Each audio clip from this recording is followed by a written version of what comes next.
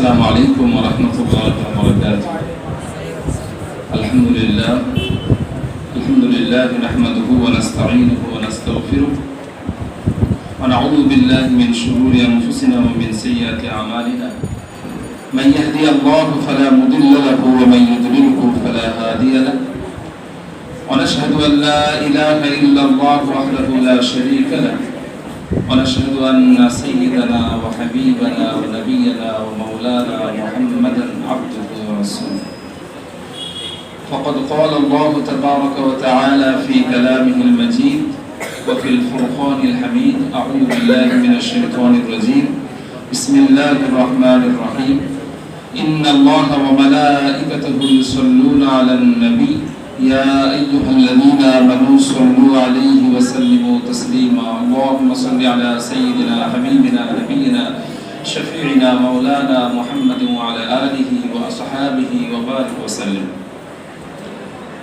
সুলতানুল ওয়াজিন আশিক রাসূল ছোট হুজুর পীর কেবলা রাহমাতুল্লাহ আলাইহি জীবনে আমার কাছে সবথেকে বড় বড় যে সম্পদগুলো আছে তার মধ্যে বলা যেতে পারে অন্যতম সর্বশ্রেষ্ঠ সম্পদের একটা হলো যে তিনি আমার দাদুজান। দাদুজানের ইন্তেকালের প্রায় 12 বছর 2 মাস পর আমার জন্ম হয়েছে। সেই হিসেবে দাদুজানের সময়টা আমি পাইনি, এটা আমার জন্য একটু দুর্ভাগ্যের বিষয়। তবে আমার জন্য সৌভাগ্যের বিষয় হলো যে বাড়িতে আমার জন্ম হয়েছে, আমার শৈশব কেটেছে, আমি বড় হয়েছি, সেই বাড়িটাই ছিল দাদুজানের শোয়ার ঘর, সেই বাড়িটাই ছিল তার জীবনযাপনের ঘর। তো তার সময়টা না পেলেও তার জামানা না পেলেও তার মাকানটা আমি পেয়েছি, আলহামদুলিল্লাহ। দাদুজানের সম্পর্কে আলোচনা করতে গেলে সব থেকে বড় সমস্যা, যেটা আজকে এখানে বক্তব্য দিতে গিয়ে হয়তো অনেকে লক্ষ্য করেছেন, সেটা হলো তার ব্যাপারে তথ্যের অভাব, তাই না? যে বইপত্র নেই, কোথা থেকে কি বলবো। আমি ইনশাআল্লাহ আপনাদের কাছে একটা বিষয়ে শুরুতেই বলে রাখছি যে ইনশাআল্লাহ আগামী বছর আপনারা যখন 21শে আশ্বিনে পালন করবেন, ইনশাআল্লাহ আপনাদের কাছে আর তথ্যের অভাবটা থাকবে না, আপনারা বই পেয়ে যাবেন ইনশাআল্লাহ। তো তার আগে আমি সংক্ষেপে দাদুজানের সম্পর্কে কয়েকটা কথা আপনাদের কাছে বলি। দুটো ভাগে বিভক্ত। একটা দাদুজানের জীবন সম্পর্কে পুরো প্রথম থেকে শেষ পর্যন্ত ছোট্ট একটা আলোচনা, যে তার জীবনের মূল জায়গাগুলো বলে দেওয়া, এবং শেষে দাদুজানের জীবন থেকে 2-4টে কথা বলা, যাতে তার ব্যক্তিত্ব সম্পর্কে আপনাদের কাছে একটা ধারণা তৈরি হয়। ইংরেজি 1918 সালে, বাংলা 1325 এবং আরবি হিজরি 1338 সনে হযরত সুলতানুল ওয়াজিন আশিক রাসূল ছোট হুজুর পীর কেবলা রাহমাতুল্লাহ আলাইহি জন্মগ্রহণ করেন। ইংরেজি 1918, বাংলা 1325। তার নাম ছিল জুলফিকার আলী সিদ্দিকী রাহমাতুল্লাহ। তার আব্বাজান ছিলেন, আমরা সকলে জানি, মুজাদ্দিদুজ্জামান পীর আবু বকর সিদ্দিকী রাহমাতুল্লাহ আলাইহি। তার আব্বাজানের ব্যাপারে তেমন পরিচয় দেওয়ার দরকার নেই। তার আম্মাজানের পরিচয়টুকু একটু দিয়ে রাখি। তার আম্মাজানের নাম ছিল জানাবা হুরুন্নেসা বেগম রাহিমাহুল্লাহ। জানাবা হুরুন্নেসা বেগম। আমাদের ফুরফুরা শরীফে শুধুমাত্র মুজাদ্দিদুজ্জামান রাহমাতুল্লাহ আলাইহি তিনি মহান ব্যক্তিত্ব ছিলেন তা নয়, বরং তার সমসাময়িক আরো অনেক মহান ব্যক্তিত্ব এই ফুরফুরা শরীফ ও তার আশপাশে ছিলেন। তাদের মধ্যে 2 ভাই ছিলেন মহান ব্যক্তিত্বদের অন্যতম। একজন হলেন মুন্সি গনিমাতুল্লাহ রাহমাতুল্লাহ আলাইহি, যার মাজার আপনারা তালতলা হাটে গেলে তালতলা হাট থেকে ঢুকে রাস্তার বাম দিকে পাবেন। আরেকজনের নাম হচ্ছে তার ভাই, তার নাম হলো মুন্সি সাদাকাতুল্লাহ রাহমাতুল্লাহ আলাইহি। মুন্সি সাদাকাতুল্লাহ রাহমাতুল্লাহ আলাইহির কবর আমাদের ফুরফুরা শরীফে দাদুজান হুজুরের মাজারের বিপরীত দিকে যে কবরস্থান আছে, সেই কবরস্থানের মধ্যে আছে। এই মুন্সি সাদাকাতুল্লাহ রাহমাতুল্লাহ আলাইহির কন্যা হচ্ছেন হযরত হুরুন্নেসা বেগম রাহিমাহুল্লাহ, যিনি দাদুজান হুজুরের আম্মাজান ছিলেন। মুন্সি সাদাকাতুল্লাহ রাহমাতুল্লাহ আলাইহি ছিলেন ফার্সি ভাষার একজন খুব বিখ্যাত ব্যক্তিত্ব, খুব বিখ্যাত পণ্ডিত। তার বাড়িতে নিয়মিত ফার্সি ভাষার ক্লাস বসতো এবং দেশে এবং দেশের বাইরে থেকে মানুষ তাকে যে ফার্সি ভাষা পড়তে আসতেন। অপরদিকে তার কন্যা ছিলেন একজন খুব বিদুষী রমণী, খুব অল্প কথা বলতেন, খুব ঠান্ডা মেজাজের ছিলেন এবং অধিকাংশ সময়টা ইবাদত বান্দেগীর মধ্যে কাটাতেন। দাদা হুজুর পীর কেবলা রহমাতুল্লাহ আলাইহির আমার দাদুজানের আম্মাজানের পক্ষ থেকে 3টে কন্যা সন্তান হওয়ার পর দাদুজান হুজুর রহমাতুল্লাহ আলাইহি জন্মগ্রহণ করেন। সেই হিসেবে বাড়িতে তিনি অনেক বেশি ভালোবাসা ছিলেন, কারণ 3টে মেয়ের পর একটা ছেলে, স্বাভাবিক ব্যাপার, খুব ভালোবাসা মহাব্বত থাকে। বোনেদের ভালোবাসা তিনি পেয়েছিলেন এবং মায়ের ভালোবাসাও তিনি অনেক বেশি পেয়েছিলেন। এর সাথে সাথে যেহেতু তিনি মুজাদ্দুজ্জামান রহমাতুল্লাহ আলাইহির সন্তান, তাই তার তারবিয়ত এবং পড়াশোনার প্রতি বাড়িতে অনেক বেশি ধ্যান দেওয়া শুরু হয়। তার সর্বপ্রথম পড়াশোনা শুরু হয় ফুরফুরা শরীফ মাদ্রাসায়, দাদুজান হুজুরের খানকাতে এবং ওইখানকার মসজিদে। কারণ হুজুর কেবলা তখন মাদ্রাসা থেকে অন্যান্য দ্বীনি পড়াশোনাগুলো শিখেছেন, আর মসজিদের কারি সাহেবের কাছ থেকে তিনি কোরআন শরীফের তেলাওয়াত শিখেছিলেন। মুজাদ্দুজ্জামান পীর আবু বকর সিদ্দিকী রহমাতুল্লাহ আলাইহি দাদুজানের তেলাওয়াত শুনতে খুব বেশি পছন্দ করতেন। এর কারণ হলো দাদুজানের সুন্দর কণ্ঠ, দরাজ কণ্ঠ এবং সুন্দর তিলাওয়াত। আমরা যারা তার ক্যাসেট শুনি জলসার, এখনো দেখবেন যে তার তেলাওয়াত অনেক বেশি সুললিত ছিল এবং অনেক বেশি হৃদয় কাড়া ছিল। যখন দাদুজান হুজুর কেবলা রহমাতুল্লাহ আলাইহির বয়স হলো 11 বছর, সেই সময় তার আম্মাজান ইন্তেকাল করলেন। এখন তার আম্মাজানের গুরুত্ব তার জিন্দেগিতে অনেক বেশি ছিল, তার কারণ তখন মুজাদ্দুজ্জামান রহমাতুল্লাহ আলাইহি দাওয়াতি সফরের মধ্যে আছেন, অনেক মেহনতের মধ্যে আছেন, পরিশ্রমের মধ্যে আছেন, বিভিন্ন জায়গাতে দাওয়াতি কাজ করছেন। বাড়িতে তিনি সন্তানকে সেই সময়টা দিতে পারেন না যে সময়টা একজন পিতা তার সন্তানকে দেন, কিন্তু সেই জায়গায় এই অভাবটা পূর্ণ করতেন তার আম্মাজান। তার তারবিয়ত দেওয়া, তার সঙ্গে থাকা, তার আদব শিক্ষা দেওয়া, তাকে পড়াশোনা শেখানো, তার স্নেহের যতটুকু প্রয়োজন সেটা দেখা, তার খাওয়া দাওয়ার সবকিছু দেখা, এই সবকিছু তার আম্মাজানই তার করতেন। সে জায়গায় যখন 11 বছর বয়সে আম্মাজান ইন্তেকাল করলেন, তখন ছোট হুজুর পীর কেবলা রহমাতুল্লাহ আলাইহি খুব একটা কঠিন সময়ের মধ্যে পড়লেন। তার দেখাশোনা কে করবেন, এটা অনেক চিন্তার ব্যাপার। আমরা একটু আগেই বলেছি যে ছোট হুজুর পীর কেবলা রহমাতুল্লাহ আলাইহির আগে 3টে বোন ছিল। তাদের মধ্যে বড় জনের বিবাহ হয়েছিল বর্তমানে পশ্চিম মেদিনীপুরের পিয়ারডাঙ্গাতে জনাব মাওলানা আব্দুল দাইয়ান সাহেব রহমাতুল্লাহ আলাইহির সাথে। আব্দুল দাইয়ান সাহেব রহমাতুল্লাহ আলাইহি একটা কন্যা সন্তান রেখে ইন্তেকাল করেন। তো সেই হিসাবে দাদুজানের বড় বোন বিধবা হন। আমার চাচাজান হুজুরদের কাছ থেকে শুনেছি যে তারা, আমার চাচাজানরা ফুফু আম্মাজান বলতেন। তো দাদুজান শেষ জীবন পর্যন্ত, যতদিন আমার চাচাজানদের ফুফু জান হায়াতে ছিলেন, ততদিন পর্যন্ত দাদুজানের সাথে তার বিশাল সম্পর্ক ছিল, অত্যন্ত সম্পর্ক ছিল। তিনি খুব শরীর তার খুব ভারী ছিল, তিনি পালকিতে চেপে আসতেন এবং তার সাথে বহু খাদেমা সব থাকতো, বিভিন্ন জিনিস, সে এক তার চলাফেরাটাই অসাধারণ ছিল। তো সেই আব্দুল দাইয়ান সাহেব রহমাতুল্লাহ আলাইহির স্ত্রী এবং দাদা হুজুর পীর কেবলা রহমাতুল্লাহ আলাইহির কন্যা, তিনি দায়িত্ব নেন ছোট হুজুর পীর কেবলা রহমাতুল্লাহ আলাইহির লালন পালন। আর এই সব কিছুকে মেনটেন করতেন দাদা হুজুর পীর কেবলা রহমাতুল্লাহ আলাইহির বড় স্ত্রী, তো যাকে দাদুজান বড় আম্মাজান বলতেন। এবং দাদুজান বলতেন যে অন্যান্য সকলের সাথে খাওয়া দাওয়া করার পরেও বড় আম্মাজান আমার জন্য মাছের কল্লা, মুরগির কলিজা, এইরকম কয়েকটা জিনিস যেগুলো দাদুজান পছন্দ করতেন, সেগুলো নিয়ে এসেও দাদুজানকে দিতেন। এইভাবেই তিনি স্নেহে বড় হচ্ছিলেন, আদরে বড় হচ্ছিলেন, সাথে পড়াশোনাও করছিলেন। আমি পড়াশোনার কথাটাই বারবার কেন জোর দিচ্ছি, তার কারণ আমাদের সমাজে বিশেষ করে দাদুজান হুজুর রহমাতুল্লাহ আলাইহির ব্যাপারে সঠিক তথ্য না থাকার কারণে অনেকে এই কথা বলার দুঃসাহস দেখান যে ছোট হুজুর পীর কেবলা রহমাতুল্লাহ আলাইহি তো পড়াশোনা করেন। কিন্তু মুজাদ্দুজ্জামান রহমাতুল্লাহ আলাইহির বাড়িতে যার পিতা মুজাদ্দুজ্জামান পীর আবু বকর সিদ্দিকী রহমাতুল্লাহ আলাইহি, যার নানাজান মুন্সি সাদাকাতুল্লাহ রহমাতুল্লাহ আলাইহি, যিনি ফার্সি ভাষার একজন বিখ্যাত কবি, সাহিত্যিক এবং একজন গবেষক, এবং সুফি ফাতেহ আলী ওয়াইসি রহমাতুল্লাহ আলাইহির একজন খলিফা, সেই রকম একটা পরিবারের ছেলে, যার মেজো ভাই মুফতি আজম, যার বড় ভাই আমাদের কাইয়ুমুজ্জামান রহমাতুল্লাহ আলাইহি, তো সেই পরিবারের একটা ছেলে কিছুই পড়াশোনা জানবেন না, এটা যেমন অযৌক্তিক এবং এটা দাদুজান হুজুরের যে জীবনী লেখা আছে তাতেও প্রমাণিত নয়। বরং দাদাজান হুজুর রহমাতুল্লাহ আলাইহি পড়াশোনা করেছেন, এটাই প্রমাণিত। তো এরপরে দাদাজান হুজুর পড়াশোনা করছিলেন, যখন তার বয়স হলো 16 বছর, 11 বছর বয়সে মাকে হারালেন। যখন তার বয়স হলো 16 বছর, সেই সময়টা ছিল বাংলা 1341 সালের চৈত্র মাস।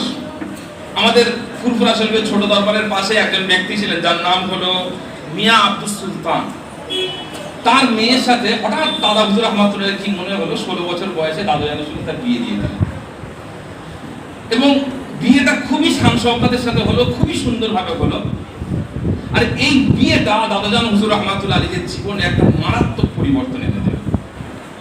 দাদাজান হুজুর রহমাতুল্লাহ শৈশবে ছিলেন খুব চঞ্চল মেজাজের মানুষ, এবং সারাদিন বিভিন্ন কাজের মধ্যে ব্যস্ততা, বিভিন্ন জায়গায় ব্যস্ততা, মানে খুবই ব্যস্ত মানুষ ছিলেন, সবসময় চঞ্চলতা তার মধ্যে কাজ করত। সেই জায়গায় যখন তার বিয়ে শাদী হয়ে গেল, বিয়ে শাদীর পর দেখা গেল যে তিনি অনেক শান্ত হয়ে গেছেন, অনেক ঠান্ডা হয়ে গেছেন, অনেক নম্র হয়েছেন, এবং সব থেকে বড় জিনিস হচ্ছে যে তিনি ইবাদতের প্রতি অনেক বেশি আগ্রহী হয়ে উঠলেন। দাদাজান হুজুর থাকতেন এই মহলে এইদিকে, আর ওইখানে ছোট দরবারে ছিল মাদ্রাসা। মাদ্রাসার দাদাজান যখনই আসতেন মাদ্রাসার লাইব্রেরিতে যেতেন, এবং লাইব্রেরিতে বহু সময় তিনি কাটাতেন। দাদা হুজুর পীর কেবলা রহমাতুল্লাহ আলাইহির খাদেমের তখন অভাব ছিল না, কিন্তু ছোট হুজুর পীর কেবলা রহমাতুল্লাহ আলাইহি সেই সময়তে সবসময় আব্বার খিদমতে, সবসময় আব্বার খিদমতে। আর এই খিদমতের মাঝেই দাদা হুজুর পীর কেবলা রহমাতুল্লাহ আলাইহি তাকে ইলমে জাহেরি এবং ইলমে বাতিনি এবং ইলমে লাদুন্নির একটা, যাকে বলা যেতে পারে খনি, তার হৃদয়ের মধ্যে দাদা হুজুর পীর কেবলা রহমাতুল্লাহ দিয়ে দিয়েছিলেন। তো 1345 সন, সেই সময় দাদাজান হুজুর রহমাতুল্লাহ আলাইহির বয়স হলো 20 বছর। সেই সময় মুজাদ্দিদুজ্জামান পীর আবু বকর সিদ্দিক রহমাতুল্লাহ আলাইহি ইন্তেকাল করলেন। দাদাজান হুজুর রহমাতুল্লাহ আলাইহি আবার একটা মারাত্মক সংকটে পড়লেন। তার কারণ তার আব্বা জানও নেই, এখন তার আম্মা জানও নেই। আম্মা জান আগে হারিয়েছেন, আব্বা জানকে হারালেন 20 বছর বয়সে। এই সময়টাতে দাদা হুজুর, ছোট হুজুর পীর কেবলা রহমাতুল্লাহ আলাইহি যে কাজটার প্রতি সবথেকে বেশি গুরুত্ব দিলেন সেটা হলো সাংসারিকতা। তিনি চাষবাস শুরু করলেন, মাছ চাষ করা শুরু করলেন, তারপরে পশু পাখি পালন করা শুরু করলেন।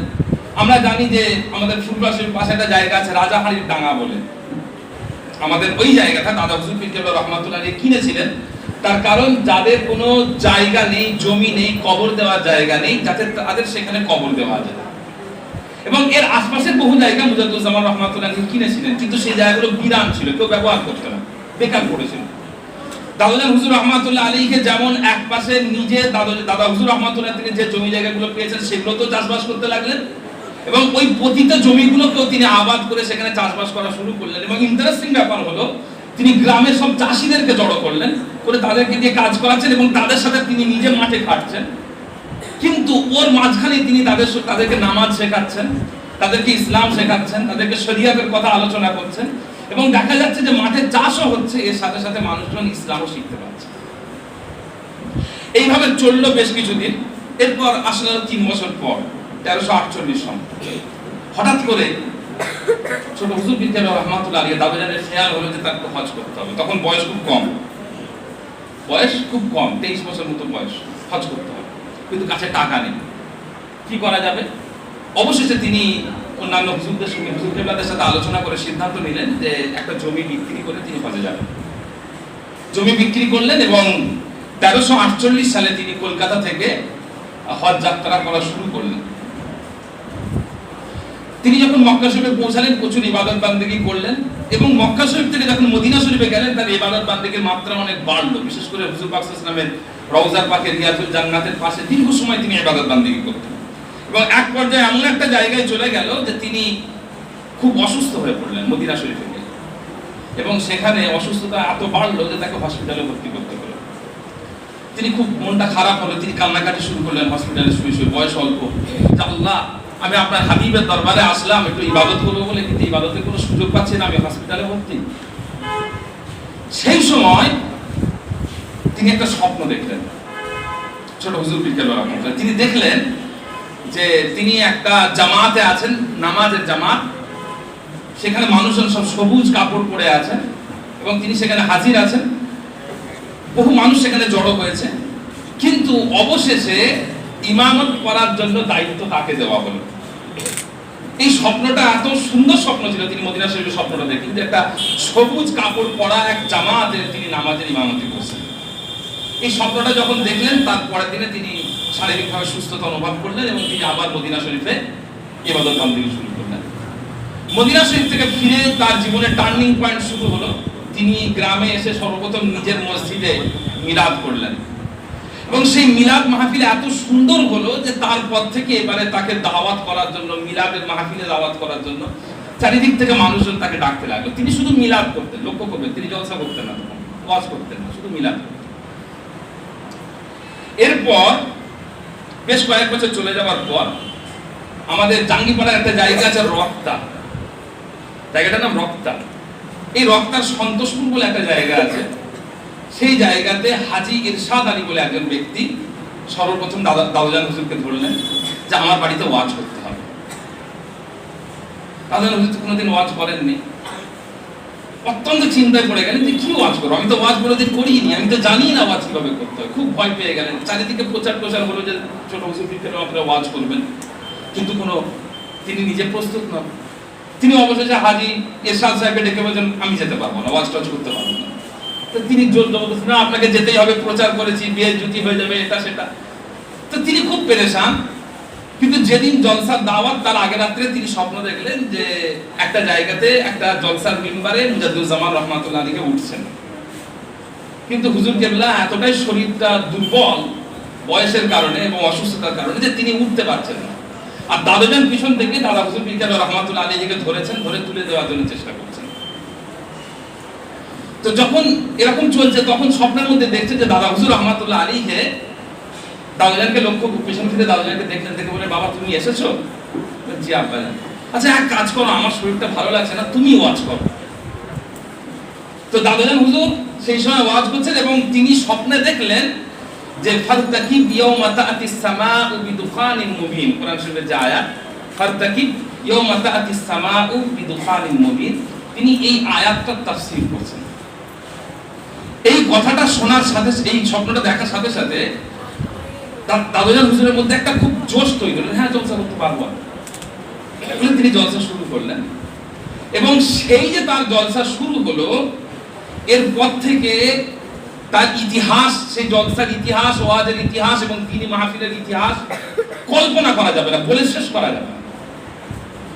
এপার বাংলায় ওপার বাংলায় আমার আব্বাজান হুজুর নিজে একটা কথা বলেছেন যে একবার আমি বাংলাদেশে ছিলাম এবং সেখানে মানে মূল জায়গা থেকে বহু দূরে আমাকে নিয়ে গেছে, আমি অসুস্থ হয়ে গেছি সারাদিন সফর করে। তো এক জায়গায় পৌঁছেছি, সেই জায়গায় ওয়াজ করবো বলে সেখানে একটা খুব মুরব্বী মানুষ আমার কাছে আসলেন, এসে বললেন আপনি ছোট হুজুরের ছেলে? আমার আব্বাজান বললেন জি আমি ছোট হুজুরের ছেলে। উনি লোকটা কেঁদে ফেললেন, বলে একটা খুব প্রাচীন একটা জীর্ণ শীর্ণ মসজিদে নিয়ে গেলেন। নিয়ে গিয়ে দেখলেন যে মসজিদটা কড়ি কাঠের তৈরি, ওপরে কড়ি কাঠ আছে, টালি আছে। তো তিনি দেখালেন যে সেই মসজিদের কড়ি কাঠে দাদুজানের নাম লেখা আছে। বললেন আপনার আব্বাজান বহু আগে এখানে এসেছিলেন এবং এই মসজিদটা তিনি তৈরি করে দিয়ে গেছেন। তো তার জলসার ইতিহাস বহু লম্বা।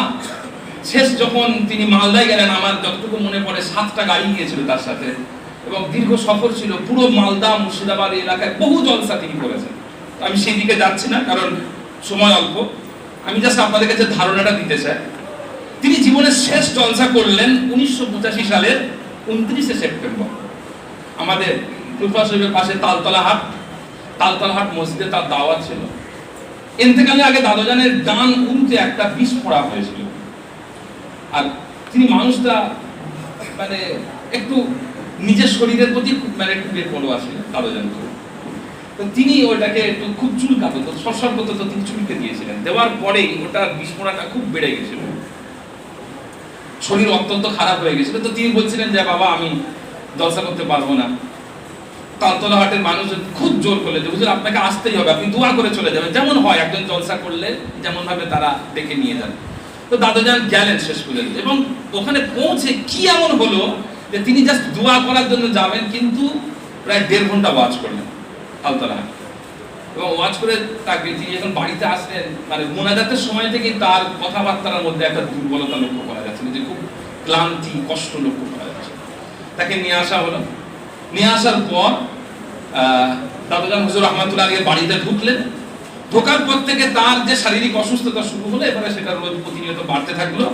বাড়তে বাড়তে 8ই অক্টোবর 1985 সালে রাত্রিবেলাতে সুলতানুল আযিন আশিকুর রাসূল ছোট হুজুর পীর কেবলা রহমাতুল্লাহ আলাইহি ইন্তেকাল করেন। সেই সময় তার 11ই অক্টোবর তার জানাজা হয়েছিল ফুলপুরা শরীফে, এবং জানাজার ইমামতি করেছিলেন মির্জা হুজুর পীর কেবলা রহমাতুল্লাহ আলাইহি, এবং জানাজাতে উপস্থিত হয়েছিলেন 8 লক্ষ মানুষ। দাদুজানের জানাজাতে অংশগ্রহণ করেছিলেন, তৎকালীন সময়ে 8 লক্ষ মানুষ অংশগ্রহণ করেছিলেন। তো এই হলো দাদুজান হুজুর রহমাতুল্লাহ আলাইহির জীবনী। এটা তো গেল কয়েকটা পয়েন্ট তার জীবনের। এটা দিয়ে একটা মানুষকে বিচার করা যায় না।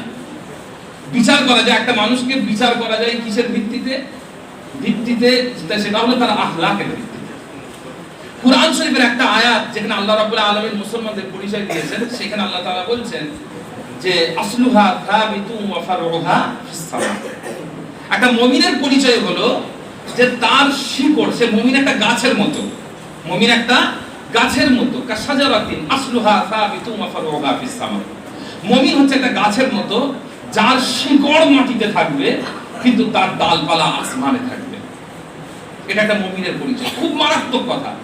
আল্লাহ রাব্বুল আলামিন বলে দিলেন যে একটা মুমিন তার বিনম্রতা, তার ভদ্রতা, তার নম্রতা, তার আদব এমন হবে যে সে মাটির সাথে থাকবে, তার আসল অর্থাৎ তার নম্রতা ভদ্রতা মাটির সাথে থাকবে, কিন্তু ওয়াফারউহা ফিস সামা, তার ইলম, তার আখলাক, তার মর্যাদা, তার সম্মান সেটা আসমান পর্যন্ত পৌঁছাবে। এটা একটা মুমিনের পরিচয়। দাদুজান হুজুর রহমাতুল্লাহ আলাইহি কি ছিলেন, তার মর্যাদা কি ছিল, সেটা বাংলার লক্ষ লক্ষ মানুষ সেটা বলবে, কিন্তু তার যে আসলটা জমিনে ছিল আমি শুধু এটা আপনাদের সামনে দেখাতে চাই। দাদুজান হুজুর রহমাতুল্লাহ আলাইহির জীবনের আমি দুটো পয়েন্ট বলবো। একটা হলো বিনম্রতা, আর আরেকটা হলো আল্লাহ তাআলার প্রতি ভরসা। বলে আমি শেষ করব। একটা হলো বিনম্রতা, একটা হলো আল্লাহ তাআলার প্রতি ভরসা। দাদুজান হুজুর রহমাতুল্লাহ আলাইহির বিনম্রতা কেমন ছিল আমি দুটো ঘটনা আপনাদেরকে বলি, অবাক লাগবে। একদিন দাদুজান হুজুর রহমাতুল্লাহ আলাইহির মসজিদে বসে আছেন, একজন ব্যক্তি দাদুজানের সঙ্গে দেখা করতে এসেছেন, দাদুজানের সাথে দেখা করতে এসেছেন, কিন্তু তিনি কোনোদিন দাদুজানকে সাথে দেখা করেননি, দাদুজানকে চেনেন না। তিনি ফুটবল শিল্পে এসে ঘুরছেন, কিন্তু কাউকে দেখতে পাচ্ছেন না, দাদুজান মসজিদে বসে আছেন। এমন সময় তিনি দাদুজানকে জিজ্ঞেস করলেন যে এখানে ছোট হুজুর কে আছেন, আমি ছোট হুজুরের সাথে দেখা করতে এসেছি। দাদুজান সে সময় তাকে বললেন, বাবা আমার নাম জুলফিকার, তবে লোক আমাকে ছোট হুজুর ডাকে। যখন আমরা এমন একটা সময় বাস করছি যেখানে আমি আমার নামের সাথে, নিজের নামের সাথে আমি নিজেকে পীর, আল্লামা, মুহাদ্দিস, মুফাসসির, মুফতি আমি অভ্যস্ত, সেই জায়গাতে ছোট হুজুর পীর কেবলা রহমাতুল্লাহ একদিন জানতে এসে ছোট হুজুরকে, তিনি বলেন আমি জুলফিকার, এতটুকু। তবে এইটুকু বললে সে কি বুঝবে? সে তো ছোট হুজুরকে খুঁজছে, সে তো জুলফিকার সিদ্দিকী কে জানে না। তাই জন্য তাকে বললেন যে লোক আমাকে ছোট হুজুর বলে, আমি ছোট হুজুর এটা তিনি বললেন না, তিনি বললেন আমি জুলফিকার, লোক আমাকে ছোট হুজুর বলে। এটা প্রমাণ করে যে তিনি কতটা বিনম্র ছিলেন। আরেকটা ঘটনা বলি, তিনি তো মাদ্রাসা করেছিলেন, একটু আগে আপনাদের মাদ্রাসার প্রধান শিক্ষক তিনি আলোচনা করছিলেন দাদুজানের মসজিদ মাদ্রাসা সম্পর্কে। তো দাদুজান মাদ্রাসা করেছেন, মাদ্রাসার ছাত্ররা আছে, আর মাদ্রাসার ছাত্র জানেনই তো একটু নামাজের মধ্যে মাঝে মধ্যে হাসে। আমি যখন নিজে হিফজ মাদ্রাসায় পড়তাম, আমরা যখন নিজেদের মসজিদ ছাড়া অন্য কোনো মসজিদে যেতাম, তখন আমরা কোনোদিন একসাথে কয়েকদিন দাঁড়াতাম না, কারণ ইমাম সাহেবের তেলাওয়াত ভুল হলেই ছাত্ররা হাসবে, এবং যখন পাশাপাশি থাকবে তো সেই হাসি অনেক বেড়ে যায়। তো কখনো কখনো ছাত্ররা নামাজের মধ্যে কি হেসে ফেলে। তো দাদুজান নামাজ পড়ছেন, এমন সময় পেছন থেকে একটা ছাত্র হেসেছে, জোরেই হেসেছে। আর সাউন্ড কোথা থেকে আসে এটা তো আন্দাজ পাওয়া যায় যে এদিক থেকে সাউন্ড আসছে বা এদিক থেকে সাউন্ড আসছে বা সামনে থেকে সাউন্ড আসছে। দাদুজান নামাজ শেষ করে তিনি আন্দাজ লাগিয়েছেন যে এই ছেলেটা, একটা বাচ্চা ছেলে, মাদ্রাসার ছাত্র, এই ছেলেটা হেসেছে। তো দাদুজান সালাম ফিরিয়ে জোর একটা হাঁকড়ে দিয়েছেন, বেয়াদব, নামাজে হাস্য, হাঁকড়েছে। দাদুজানের সামনে কথা বলার কারো ক্ষমতা ছিল না, বাচ্চাটাও চুপ করে গেছে, দাদুজান হাঁকড়েছে চুপ। কিন্তু দাদুজানের একজন খাস ব্যক্তি ছিলেন, যাকে আমার আব্বাজান চাচাজানরা মঈন খালু বলেছিলেন, দাদুজানের খুব খাস ব্যক্তি ছিলেন। তিনি দাদুজান হুজুরকে বললেন যে আব্বাজান আপনি এই ছেলেটাকে রাগ করলেন, এই ছেলেটা তো চিল্লায়নি, ছেলেটা তো হাসেনি, অন্য কেউ হেসেছে। দাদুজান হুজুর সঙ্গে সঙ্গে ভরা মসজিদ মুসল্লি, মসজিদ পরিপূর্ণ মুসল্লিতে। সেই সময় বলেছেন দাদুজান হুজুর সঙ্গে সঙ্গে সেই বাচ্চাটার কাছে গেছেন এবং তার হাতটা ধরে বলেছেন, বাবা আমাকে মাফ করে দাও, আমি তোমার অন্যায় নেই, তোমার ভুল নেই, আমি তোমাকে হাঁকড়ে দিয়েছি, বাবা আমাকে মাফ করে দাও। সেটা ঝরঝর করে কাঁদছে, হুজুর আপনি আমাকে মাফ চাইছেন, একটা সামান্য একটু হাঁকড়েছেন বলে, হুজুর আপনি আমাকে না, আমাকে মাফ করে দাও। এটাই ছিলেন ছোট হুজুর দিতে বাবা। আরেকটা কথা আমি আপনাদেরকে বলি, আমাদের ফুটপাথের পাশে কোনো একটা গ্রামে, আমি নাম বলছি না, সেই গ্রামে একজন ব্যক্তি ইন্তেকাল হলেন। ইন্তেকাল হওয়ার পর সকালবেলায় একজন ব্যক্তি, তার পরিবারের একজন এসে বললেন, হুজুর আমার অমুক ইন্তেকাল করেছেন, জানাজাটা আপনি পড়াবেন। দাদুজান হুজুর রাহমাতুল্লাহ আলাইহি তিনি জোহরের নামাজের পর জানাজা কয়েকজন চাচাজানকে সাথে করে নিয়ে তিনি যাচ্ছেন, বেশ কয়েকজন চাচাজান। এবার দেখেন একটা কথা বলে রাখি, আমার দাদুজানের 21টা সাহেবজাদা ছিল, 21টা সাহেবজাদা ছিলেন। একজন মানুষের একটা সন্তান হলে এটা একটা বল, এটা একটা শক্তি। যে মানুষটার 21টা সন্তান, সেই মানুষটার বল বুঝতে পারছেন, দবদবা বুঝতে পারছেন। তো সেই মানুষটা নিজের কয়েকজন ছেলেকে সাথে করে নিয়ে গেছেন জানাজা পড়ানোর জন্য। তিনি যখন জানাজা পড়াবেন ঠিক সেই সময় হঠাৎ করে একজন ব্যক্তি কোথা থেকে আসলেন, তিনিও পরিচিত ব্যক্তি, কিন্তু দাদুজানের সঙ্গে তার একটা খারাপ সম্পর্ক ছিল, দাদুজানকে পছন্দ করতেন না। এসে দাদুজানকে বলছেন, আপনি কি জানাজা পড়াবেন? হ্যাঁ আমাদের লোক আছে, আপনি কি জানাজা পড়াবেন? ঠিক এইভাবে নিজের সন্তানেরা সেখানে আসে। দাদুজান হুজুর রাহমাতুল্লাহ সঙ্গে সঙ্গে সঙ্গে সঙ্গে আচ্ছা ঠিক আছে, আমি জানাজা পড়তে এসেছি বাবা, আমি জানাজা পড়তে এসেছি বাবা বলে তিনি পিছনে দাঁড়িয়ে জানাজা পড়লেন। এই জিনিসটা যদি আমার সাথে হতো তাহলে আমি সেখানে কমপক্ষে তাকে দু চারটা কথা শোনাতাম, যে আমাকে দাওয়াত করা হয়েছে বলে আমি এসেছি। কমপক্ষে তাকে বলতাম, তুমি কে, হে তুমি কি করতে কথা বলতে এসেছো? অথবা কমপক্ষে আমি বলতাম, ডাক তোর জানাজা, আমি ঘরে যাচ্ছি, বলতাম। এই একটা জিনিসের দাদুজান হুজুর রাহমাতুল্লাহ তিনি কি করলেন, হ্যাঁ বাবা আমি জানাজা পড়ছি, আমি জানাজা পড়তে এসেছি বলে তিনি ওখানে দাঁড়িয়ে বাকায়দা জানাজা পড়লেন এবং যেভাবে তিনি এসেছিলেন সেভাবে তিনি ফিরে গেলেন। এটা প্রমাণ করে তিনি কতটা বিনম্র ছিলেন। এবং আরেকটা কথা আমি আপনাদেরকে বলবো বলেছিলাম, সেটা হলো আল্লাহ রাব্বুল আলামিনের প্রতি ভরসা। আল্লাহ সাক্ষী আছেন, ছোট হুজুর পীর কেবলা রাহমাতুল্লাহ আলাইহির মধ্যে আমার দাদুজানের ব্যাপারে আমি যে আল্লাহর প্রতি ভরসার কথা শুনেছি, যে দেখেছি, এটা অকল্পনীয়। আমার জীবনে আমার মনে হয়েছে যে আমি তার এই ভরসাগুলো দেখেই আমার মনে হয়েছে যে আজকে যদি তার একটু সোহবত পেতাম আমার জীবন ধন্য হতো। আমি একটা উদাহরণ দিই, যে তিনি আল্লাহ রাব্বুল আলামিনের প্রতি কতটা ভরসা রাখতেন এবং তিনি সেটা কিভাবে প্রমাণ করেছিলেন। আমাদের ফুটপাথের থেকে কিছুটা দূরে একটা জায়গা আছে জাঙ্গিপাড়া, আপনারা নিশ্চয়ই জানেন। জাঙ্গিপাড়া বাজার তখন খুব বড় বাজার হতো, এখন তো বাজার অনেকটা ছড়িয়ে যাওয়াতে জাঙ্গিপাড়া বাজারের অত নাম নেই। তখন এলাকার মধ্যে খুব নাম করা 3-4টে বাজারের মধ্যে একটা ছিল। দাদুজান হুজুর রাহমাতুল্লাহ গেছেন বাজার করতে, কাঁচা মালের বাজার করবেন। তবে দাদুজান গাড়িতে বসে আছেন, চাচাজান হুজুরদেরকে পাঠিয়েছেন বাজার করার জন্য। চাচাজান হুজুরা গেছেন, দাদুজান গাড়িতে নামেননি, গাড়িতে বসে আছেন। আর গাড়ির যে গ্লাস আছে পেছনের দিকটা দেখার জন্য, রিয়ার ভিউ গ্লাস, সেখান থেকে দাদুজান দেখছেন যে কি হচ্ছে। আমার চাচাজান হঠাৎ করে কি মনে হচ্ছে, বাজারে ঘুরতে ঘুরতে দেখলেন এক জায়গাতে একজন ব্যক্তি গলদা চিংড়ি বিক্রি করছে। তো চাচাজানদের খুব ইন্টারেস্ট এসে গেছে যে গলদা চিংড়ি খাবো, আজকে নিয়ে যাবো। তবে আমার দাদুজানের একটা অভ্যাস ছিল যে তিনি ছেলেপুলেদেরকে ভালো জিনিস খাওয়াতেন, আবার গরিবিটাকেও তাদেরকে অনুভব করাতেন।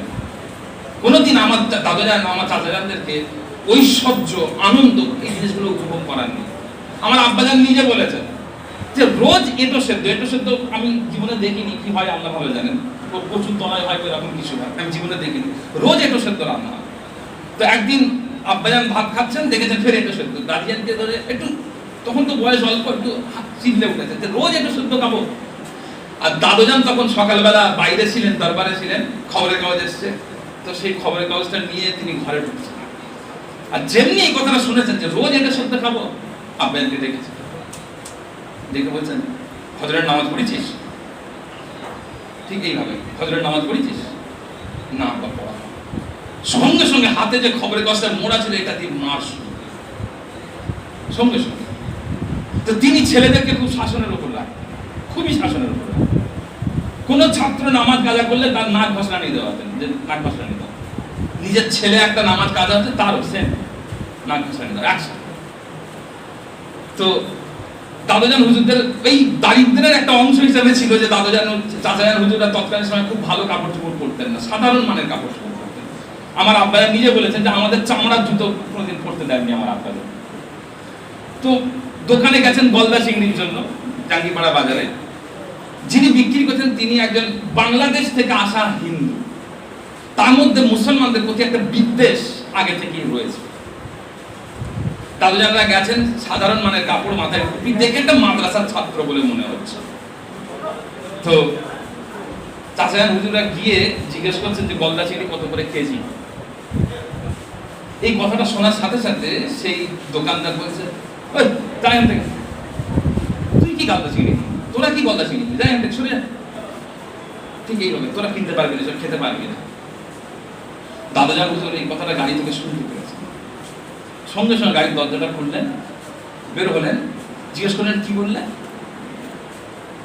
কি বললেন তুমি? চুপ করে গেছে। দাদুজান হুজুর বললেন যে তোমার কাছে যত গলদা চিংড়ি আছে সব ওজন করো, তোমার কাছে যত গলদা চিংড়ি আছে সব ওজন করো। এতক্ষণ একটা বাচ্চা ছেলে ছিল, এবারে একজন বয়োজ্যেষ্ঠ পূর্ণবয়স্ক মানুষ এসেছেন, আর কিছু করার নেই। সে লোক তার কাছে যত গলদা চিংড়ি ছিল সেটাতে ওজন করেছে, এত কেজি ওজন হয়েছে। দাদুজান পকেটে হাত দিলে পয়সা বের করে তার হাতে দিলেন। এই জায়গাটায় একটা যে কোনো বড় লোক করতে পারত, এতটুকু তো যে কোনো বড় লোক করতেই পারে যে আমি তোর কাছে যা আছে সব কিনে নেবো, তা আমিও করতে পারি। কিন্তু এখানে এটা হলো তো, এটা তো শুধু একটা বড় লোকের কাজ, এটা তো একটা অহংকারীর কাজ। কিন্তু আমি বলেছি কি, প্রমাণ দেখাবো আল্লাহর প্রতি ভরসা। তিনি কি করলেন, তিনি সঙ্গে সঙ্গে ওই চিংড়ি মাছ তিনি বাড়িতে তুলে নিলেন না, গাড়িতে তুললেন না, বাজারে যতগুলো মানুষ আছে সবার কাছে দুটো করে না, এবং ওই লোকটা দাঁড়িয়েছে, দেখো কে খাওয়াচ্ছে, কেউ খেতে পারে খেতে পারে না এমন নয়, আল্লাহ খাওয়ান, আল্লাহ খাওয়ান, দেখো দেখো আল্লাহ খাওয়াচ্ছে, একে আল্লাহ খাওয়াচ্ছে। এইভাবে তিনি নিজে বের করে দুটো দুটো করে দিচ্ছেন, দেখো কে খাওয়াচ্ছে, আল্লাহ খাওয়াচ্ছে। তো এই যে আদর্শ ছোট হুজুর পীর কেবলা রহমাতুল্লাহ আলাইহি রেখে গেছেন, এই আদর্শ অকল্পনীয়, এরকম অকল্পনীয়। তো এমন আল্লাহ রাব্বুল আলামিনের প্রতি ভরসা তার প্রতি ছিল। তিনি বাড়িতে ধান চাষ করতেন, প্রচুর ধানের, তার বাড়ির সামনে বড় বড় গাদা হতো ধানের। একবার ট্যাক্স তিনি ধান চাষ করতেন তার বাড়িতে, তো ট্যাক্স নেওয়ার জন্য একজন এসেছে, তার ট্যাক্স নেবে। তো ধান মাপছে, এসে বলছে আপনার তো প্রচুর ধান হয়, আপনাকে তো অনেক খাজনা দেওয়া উচিত, অনেক ট্যাক্স দেওয়া উচিত। দাদুজান বলছেন এক কাজ করো, তোমরা সব নিয়ে চলে যাও, যা ধান আছে সব নিয়ে চলে যাও, খালি আমার বাড়ির খাবারের ব্যবস্থাটা করে দাও। বলছে আপনার বাড়িতে খাবার কজনের? উনি বলছেন আমার বাড়িতে খাবার হচ্ছে আমার 4টে স্ত্রী, 16টা মেয়ে, 21টা ছেলে এবং 250 জন মাদ্রাসার ছাত্র, তাদের সকলের দুবেলার খাবার ব্যবস্থা। সঙ্গে সঙ্গে যারা এসেছিল তারা বললো হুজুর আমার দরকার নেই, আপনার যা আছে আমরা আপনার থেকে ট্যাক্স নিচ্ছি। তো যে মানুষটা নিজের বাড়িতে রোজ দুবেলা এতটুকু খাবার ব্যবস্থা করতেন, সেই মানুষটার নাম হলো ছোট হুজুর পীর কেবলা রহমাতুল্লাহ আলাইহি। তো আজকে আমরা খুব দুঃখের বিষয় যে এই কথাগুলো আজকে আলোচনা হচ্ছে, কিন্তু এই কথাগুলো লেখার আকারে আসেনি, কিন্তু প্রচেষ্টা চলছে এবং আশাবাদী ইনশাআল্লাহ আগামী 1 বছরের মধ্যে একটা বই আকারে ছোট হুজুর পীর কেবলা রহমাতুল্লাহ আলাইহির জীবনকে তুলে ধরা সবার সামনে। দোয়া করেন আল্লাহ রাব্বুল আলামিন যেন তৌফিক দান করেন, আল্লাহুম্মা আমিন। দাদুজানের ব্যাপারে অনেক স্মৃতি মাথায় আসছে, কিন্তু সময় কম আর অনেকেরও কথা বলার আছে। এই পর্যন্তই সংক্ষিপ্ত করলাম। ওমা আলাইনা ইল্লাল বালাগ। আসসালামু আলাইকুম ওয়া রাহমাতুল্লাহি ওয়া বারাকাতুহু।